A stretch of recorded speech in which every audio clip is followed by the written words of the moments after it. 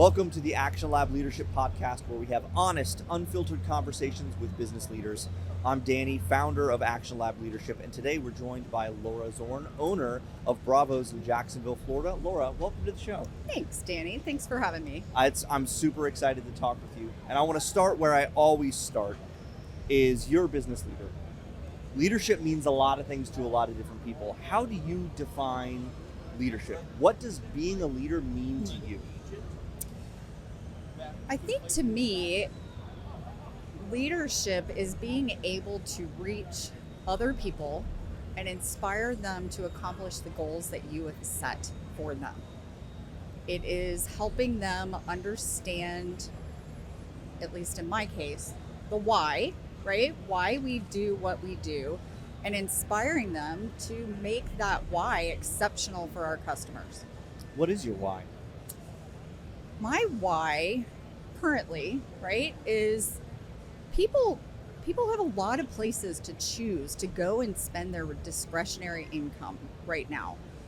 Bravoz has always been a place, and our brand Bravoz is meant to, instill a feeling of, yay, great job, right? We're so happy you're here. And we like to make people happy, and that's our why. We want them to come to us, have a great experience, and leave there going, wow, I felt happy and I felt good because our staff engaged with them and sent them out having a great day. That's our why. I'm curious, for you with celebration, right, and patting yourself on the back as part of your vision and your why for the purpose of your organization, that is easy to do for your employees and it's easy to do for your customers. Do you pat yourself on the back often enough? Are you good at being able to celebrate the things that you're doing well in the business? Or do you struggle with that? That's a great question. I think right now we're celebrating. We're coming off a year of completely reinventing our business, how we do things, how we serve our customers. And so, yeah, I have recently taken a few moments to kind of pat not only myself, but my team on the back, because again, that comes from leadership, right? We have to recognize the hard work that's gotten put in. But also sometimes it's really hard because I am a perfectionist and I am always in pursuit of better, right? While yes, we're here, I want us up here. And so we're never done. And while it's important to celebrate the progress and it's important to celebrate the growth and the accomplishment, you can't pat yourself on the back and be done because there's always more work to do.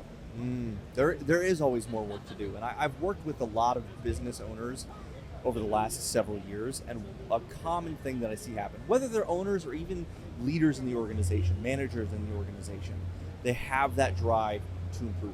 They have the drive to get better. They always want to find the next level, which is great. But too often I see people do that at the expense of ever celebrating, at the expense of ever patting themselves on the back, at the expense of ever being fulfilled with the day of work or the week of work or the thing that just went well because it wasn't big enough or it wasn't good enough and it could always be better. So do you find yourself stuck in that place sometimes of not celebrating wins because you're pushing harder? Or do you find a good rhythm between the two? No, I hope my team would say that we find a good rhythm between the two. It's important because, as you and I have talked about in the past, celebrating those wins leads to the motivation, which is so important, and creating the optimism so that, yes, we've achieved this and look at what it's done for us.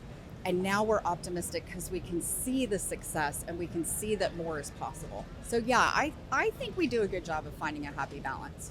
What are you most optimistic about right now in your business? Oh my gosh. I'm optimistic about it as a whole, right? This industry has been tough for a lot of people. We're a single location. We're small family owned by my husband and myself. It's been tough since COVID. And I feel like we are back to who we were pre-COVID from an employee culture standpoint, from a guest experience standpoint. And I think that 2026 is going to be an incredible year. I think that hopefully, COVID coupled with a questionably rough economy in years after, It's really rattled a lot of people in this industry, and we count our blessings that we're still here because so many people that we know are not. So I am optimistic for my staff. I'm optimistic for our guests. I'm optimistic that we are going to see this industry really light back up. I like what you said about counting our blessings that we're still here, because it's so easy for any of us to get caught in the weeds of the stress and the problems and the chaos and all the things that are going wrong, all the things that we wish were better, all the environmental things that we can't control that we wish were different. And it can be so easy to become overwhelmed with that stress. But it's the reminder that, guess what? We're all still here. Right. We're still in business. And it makes me think about Simon Sinek and his philosophy of the infinite game, where there are games like football, right? It's a finite game where it has a beginning and an end, and you have known competitors, and there are rules, and there's a scoreboard and all those things. But the business is the infinite game. Right. The entire point of that game is to keep playing the game. There's no winning, there's no end to it. It's just keep playing. And if you're still here, you're still in it. Right. You're still playing. Right. And there are so many things that we can't control, right? And I was having a conversation last night. So a prime example is we are seeing a tremendous amount of growth in the Jacksonville market. People are moving to Florida. We've got great weather here and beaches, and it's a lovely place to live. But the traffic and some of the infrastructure, not only in Jacksonville, but other cities around Florida, is making the traffic impossible to get to places, right? And so that's definitely not something we can control. And there are things out of our control that we just kind of have to learn to work around and find ways to still entice our customer, but maybe come up with new branding that speaks to the struggle that they're experiencing getting to us, things like that. So yeah, there's always something that can get you down. I try not to focus on that. I try to focus on the things that are going right, because if you go down that rabbit hole of what's not going well, you may get bogged down and not come back up for air. So we just keep moving forward with a positive attitude about all the good signs that we see moving ahead. It reminds me of something that Tony Robbins says, is that you don't experience life. You experience the life you focus on. Yes. What's wrong is always available, and what's right is always available. What do we choose to focus our energy on and to be grateful for? Well, grateful is a big part of it. You know, sometimes I still pinch myself, right? I can't believe I'm here. I started in a career in healthcare. I was in it for 23 years. I never imagined that I would land in an industry of fun and hospitality and showing people a good time. So I count that blessing every day, because we were able to build a business at a time in our lives where we really didn't have a whole lot to who we were. And we've made it, and we've grown it, and we're still here. And so we count that blessing every single day, every day. And I love that you count that blessing. And I would imagine, if you're like most people and like myself, there maybe been times in the past or seasons in the past where you weren't as grateful or you weren't as optimistic. Talk about, was there any season in your business where it was really difficult for you to maintain optimism, where it was really difficult for you to focus on the things going well? And how did you manage your own mindset during that time? Yeah. I mean, obviously, and not to harp too much on it, but COVID, right? The doors were open, the staff was there, we were waiting for people to come, and they weren't coming. And so it's hard to stay optimistic, because again, it was one of those factors that it was completely out of our control. But slowly, through optimism and through still reaching our customers and reminding them that they were there, you know, they start to trickle back in. And it's the feedback that our customers give us that really fuel us, that, hey, you guys are doing a great job, and thank you for doing what you're doing, that gets you through those hard times. Because if you don't persevere, you're not going to be there in the end. So you just have to focus on the positive all the way through, no matter what stage. If it's a good stage, a bad stage, if you're focusing on what you're doing right and improving on what you can do better, you will persevere. And what I think is important about that, and I like to clarify that when I talk with people about this idea of focusing on what's right, it doesn't mean ignore what's wrong. It doesn't mean put our head in the sand and pretend that everything is sunshine and rainbows when it's really crappy and not great. It's about we can recognize the reality of certain situations and understand, okay, this is a hard thing. And also I'm grateful for these other 10 things. And we can take the energy and the optimism of that gratitude to attack the problem that's going wrong instead of attacking it from a place of this sucks and I hate it. Yeah, this sucks and I hate it. Maybe words that have truly come out of my mouth a time or two. Hey, same here. Right? Like, I mean, let's be like, what are you honest. going to do? Yes. Everybody's human. Everybody has emotions. We are all bound to experience that emotion of, I don't like this. It doesn't feel good. But then you got to snap out of it and go, okay, I've been mad. I've had my moment. How do I fix what's making me not feel good? So yeah, that's a personal thing, right? That's a personal growth. And I've had to do a lot of that in the last couple of years. And you and I have talked a lot because we've had some time together recently, which I love, and more of it now here is, you know, you can't stand in the same box all the time in this business. This is not something that you set it and you forget it. And while I didn't feel like I had really done that at our business, there was a moment where I said, this sucks, I hate it. And then you take a step outside that box and you say, okay, what am I hating? Why am I hating it? And where's the reason and the why that we're going to change it and make it better? And so this is one of those situations where, you know, you have to be engaged and you have to look at things constantly from different eyes. David and I were looking at Detonate earlier, right? And I'm not always a game player. And so for me, I'm like, I think it's fun. I hope it's fun. I don't know. But ultimately, I'm not my customer. And I think as business owners, sometimes we get so bogged down in, hey, this is my vision. This is how I want it to be. But ultimately, you've got to tune into your customer and you've got to look at it from a different perspective. So this really is a business of having different sets of eyeballs, I would say, and not standing in the same place for too long. Because if you stand in that box and you're not taking a view from a different angle all the time, you might be missing something really important. It's the reminder that our perspective isn't the only perspective on anything in life. That's part of the reason why I love being able to do a podcast like this, because you're sharing things from your perspective that are going to be different and unique than a lot of people watching and listening. They might go, oh, I hadn't thought about it that way. I mean, that's why we learn. That's why we develop skills. That's why we read business books and listen to podcasts and do different courses, because we want to build skill and become better and gain new perspectives. When you think about yourself right now and leadership skills and qualities, what are some that you want to grow, that you look at yourself right now and say, they're not as strong as I would like them to be, or maybe this is an area that I'm weak in that you want to improve? What are those qualities and characteristics in yourself? So as I mentioned, I'm a big subscriber to why. One of my weaknesses that I am working very hard on is communication and over communication.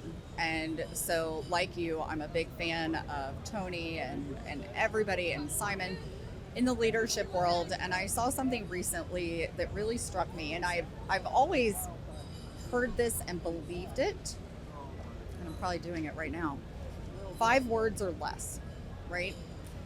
If you can't communicate what you need to communicate as a leader in a handful of words, then you're talking too much and you're losing them in too many details, right? As a leader, we have to paint the overall picture as clearly as we can in as few words as possible to motivate them, but not oversaturate them, if that makes sense. Have you heard that?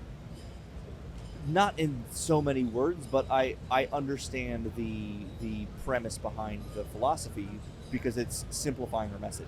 Right. At the same time, I also believe that the message needs to be repeated many, many, many times. Yes. What I sometimes struggle with, and I think a lot of people listening to this do as well, is they communicate something once and they assume, okay, everyone's got it. I already told them. They should have it locked in, ready to go. They understand what it is. And I might misattribute or misquote this, but there's something along the lines of the hardest part about communication is assuming it happened. Is that we have to repeat things many times over, and being simple and clear is extremely helpful. And I think that what you're saying is absolutely true with staff, right? And you do. Training and education is so vitally important to this business because there's forever changing promotions. They have to know about all of it, right? And so, yes, there is a lot of repetitive communication. It's just you have to find a way to communicate it in fewer words so that it's clearer, like you said. So really, that is very true. Just with my management team, I think I tend to remind them a little more than I need to, and I need to back off and realize that, okay, I've done a good job with these people. They are people I trust. And hey, I've said it. I've told you what it is. Take it and run with it, and not micromanage so much and over communicate about what that is. Well, that's, I think, an interesting distinction, is that there's communication and there's communicating in a way that we're trying to control and make sure that we're watching over every little thing they do in micromanaging, that they may have a Venn diagram where they overlap, but they're not necessarily the same thing. But you're Correct. saying at times you've experienced it where you over communicate to the point of maybe it comes off as micromanaging and trying to control every little decision. Am I hearing that right? Yeah, that pretty much sums it up, Danny. And how have you grown through that? What are the ways that you've found to be able to step back? Are there specific tactics you've done or things that you've learned to make it easier to go, I recognize I'm doing this, let me step back and trust my team? Because I think a lot of people might struggle with that as well, and if you've got any tips for them, would find that valuable. I don't know if there's any one thing that I could pinpoint, but I think as my team, as I have grown so much in the last couple of years, and we by far have the most incredible management team on staff that we've ever had in 13 years. As we've worked together, as they've learned the business and they now understand the why, I need to trust that and let them use their strengths as managers to communicate all the other things to the staff, right? So I don't know that there was one moment that I can think of. I just tend to love to be involved in the business because it is my passion. I'm so just grateful to be in an industry where we are helping people create memories and have fun. And so it's really me just it's that pursuit of perfection, right? Making sure that we are just doing the best that we can all the time, of keep continuing to step my foot in where I probably just need to back off and watch what I've created blossom and fulfill the guest experience for everybody. With the pursuit of perfection, I think maybe the opposite of perfection is mistakes and failures. And we're all going to make mistakes. Yeah. And we're all going to fail at things. We have in the past and we will in the future. That's just a given when we're trying new stuff and we're trying to grow. Was there a particularly painful mistake that you made early in your leadership journey in the business that you learned, that was hard in the moment, but you've learned a lesson from that and grown and taken that and become a better version of you on the other side? Yeah, for sure. And we, again, David would answer this question if he was sitting in this seat based on what we talked about earlier. Being in business with your spouse is difficult, there's lots of decisions to be made. And so if you don't clearly define those roles of who is in charge of what, and stay in your lane, bro, right? So in the beginning, David and I make an incredible team. We have polar opposite strengths. Mine is operations, guest experience, team leadership, and customer service. David's is more on the numbers side. He is the brains and the talent behind the money and the important decisions, the insurance, and all of those things that people don't think about when you're running a business, but it's really crucial to a successful operation. So, in the beginning, we were both trying to be both things, and it took us a while, but now that we have stepped back and said, okay, listen, you are amazing at this, and why don't you just handle all of that, and you're amazing at this and you handle that, it's done wonders for both us in our business relationship as not only spouses but business partners, but also for our team, because when you have too many people telling the team what to do, there's not really a clear definition of who's in charge, and that can be confusing, and then there's conflicts, right? And it creates frustration and a morale that's not positive within your environment and your culture.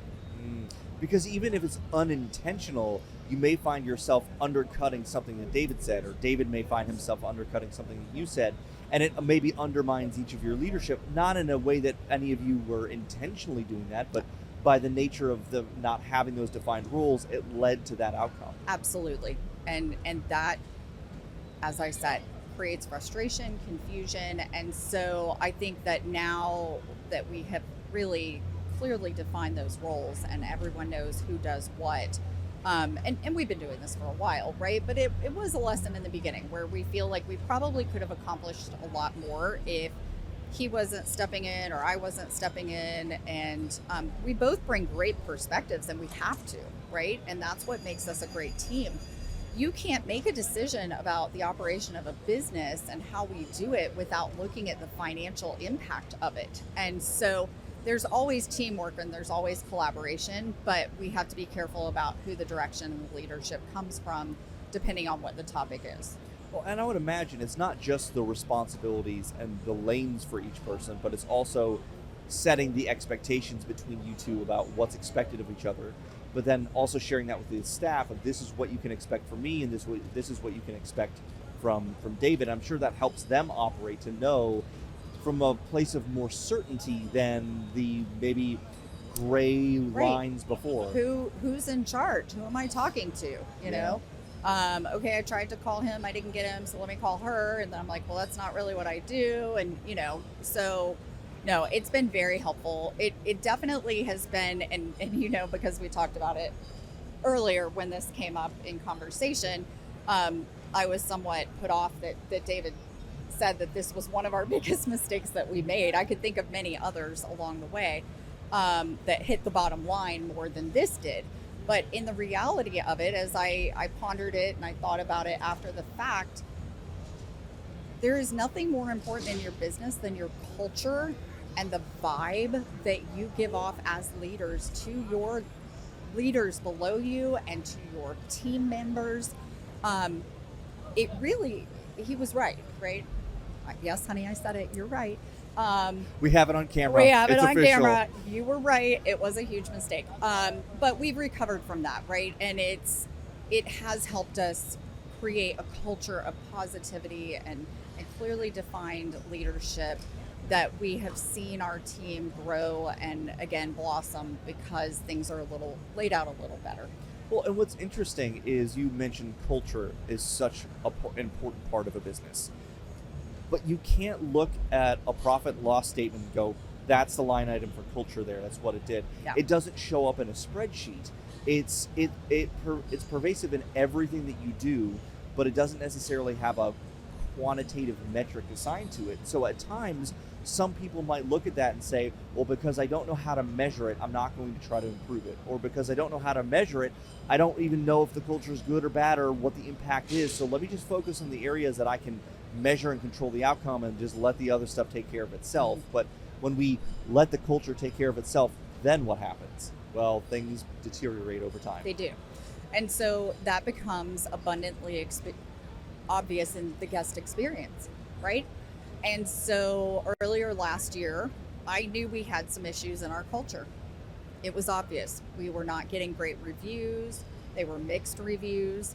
And that was where I had to step out of that box that I talked about, put on a different set of glasses and put down the rose colored ones to look at it and say, okay, where's the problem here? And the problem, I believe, was leadership. And so when you get that ironed out, and when you get your staff believing in why you're doing what you're doing, then you see it again grow, and it's contagious, right?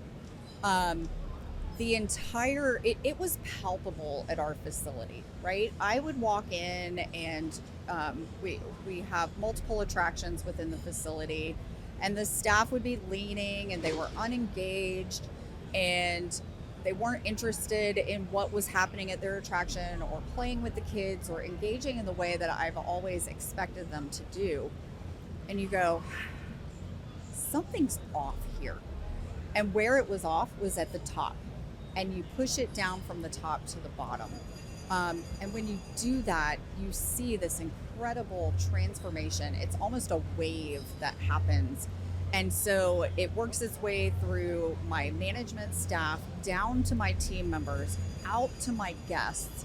And our Google reviews are up, 53%, because we're using some AI software to help us get those. And we're getting all 5-star reviews because our employees are happy, because they're happy working for the people who believe in what we do, and they're doing a good job leading that team. What was one specific thing that you did when you recognized this culture is not where I want it to be, which in and of itself can be a very painful realization to allow yourself to have? Because sometimes we're going to go, no, my baby's not ugly. How dare you say that? Everything's great. You're wrong and I'm right. Yeah. Our ego wants to defend our businesses and the things that we put so much energy into. Absolutely. But being able to recognize, okay, this isn't where I want it to be. And moving from that to where you are now, what was it, one, maybe two specific things that you put into place to turn that culture around? Because it's easy for someone to say, well, improve your culture. It's like, okay, yeah, but what'd you do? How? What's the next step? What's a tactic? What's a strategy? What's a philosophy, a training, something that you put into place to make that happen? Again, I think sometimes as leaders, and I know David and I have been very guilty about this in our 13-year journey as business owners, that you keep some information close to the vest, right? And so you say, oh, those are numbers we don't want to share with people because, we don't want them to see the overall numbers of the business and whatnot. I really have used numbers to lead my team a lot this year. And it's something that, the higher up have done, but we've really done a lot of goal setting for not only the management team, but our staff members.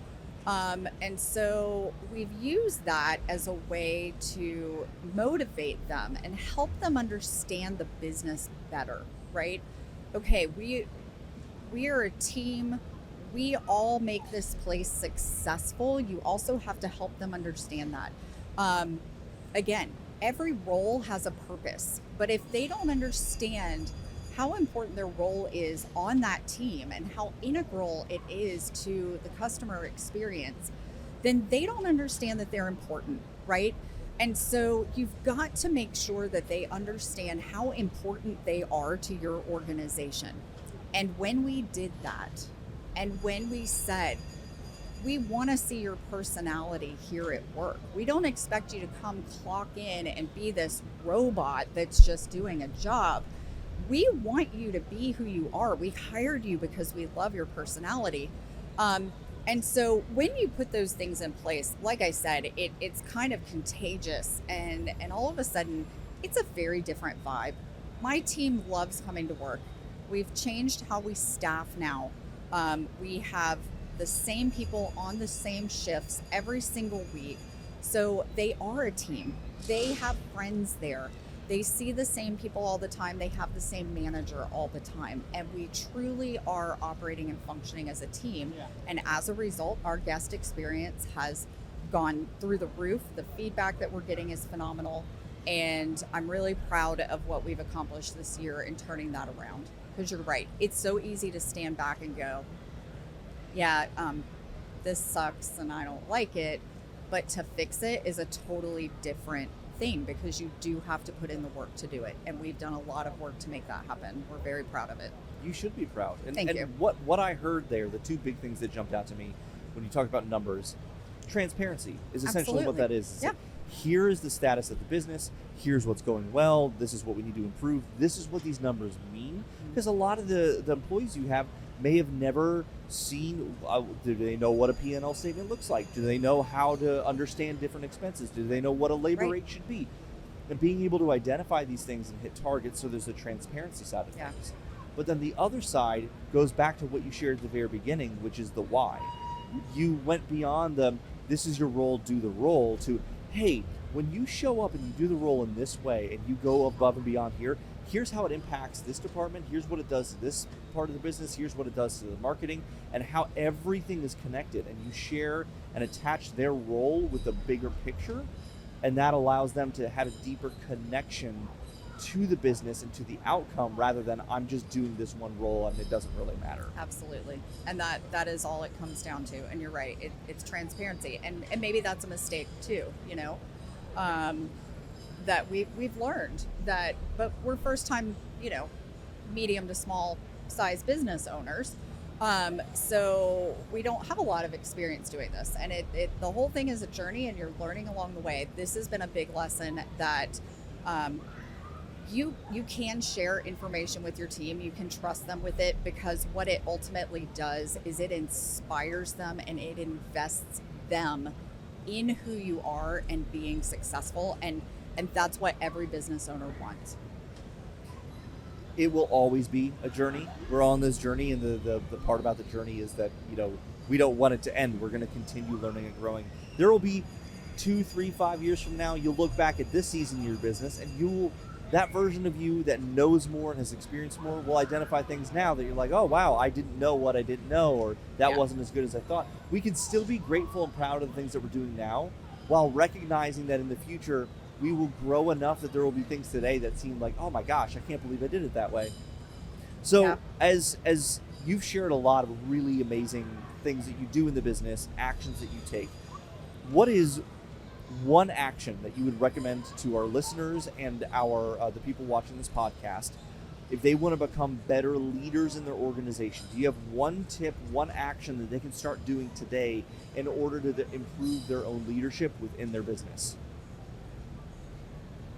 Absolutely. Leadership comes from within.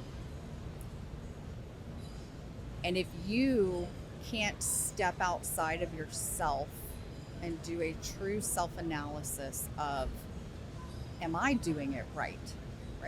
Am I giving them what they need to thrive, right? If you can't do that, you're going to struggle. It's about being strong enough to own your weaknesses, but also know your strengths, and use those strengths to become a better leader and overcome the weaknesses that you have. I love it. Thank you so much for your time today and joining me on the podcast. I loved it. Thank you. And thank you all for watching and listening. If you liked what you heard, don't forget to subscribe and share this episode with a friend that you think would find value in it as well. And go out there, take action in your business, and become the leader that your team needs you to be. Absolutely.